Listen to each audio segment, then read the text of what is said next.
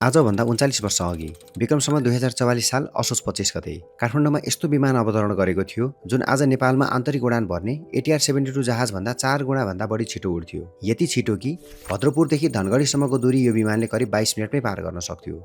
त्यही दूरी एटीआर 72 को म्याक्सिमम क्रुजिङ स्पिडमा उड्दा करिब 1 घण्टा 32 मिनट लाग्ने गर्छ।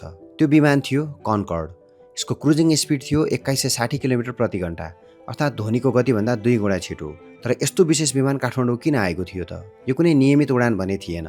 अमेरिकन एक्सप्रेस जर्मनीले आयोजना गरेको अराउन्ड द वर्ल्ड विशेष चार्टर यात्राका क्रममा पेरिसबाट सुरु भएको यो उडान हङकङ हुँदै काठमाडौँ आएको थियो। त्यसपछि नयाँ दिल्ली हुँदै फ्रान्स फर्किने यसको कार्यक्रम थियो।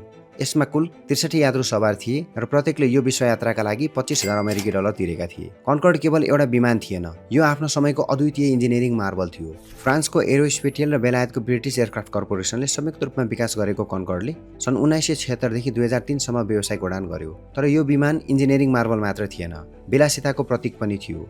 यसमा 100 जना यात्रु बस्न सक्थे। यसको राउन्ड ट्रिप टिकट करिब 12,000 डलर पर्थ्यो। इन्फ्लेसन एडजस्ट गर्दा त्यो रकम आजको मूल्यमा करिब 66,000 डलर, अर्थात् अहिलेको विनिमय दरमा झन्डै 1 करोड 1 लाख नेपाली रुपियाँ हुन आउँछ।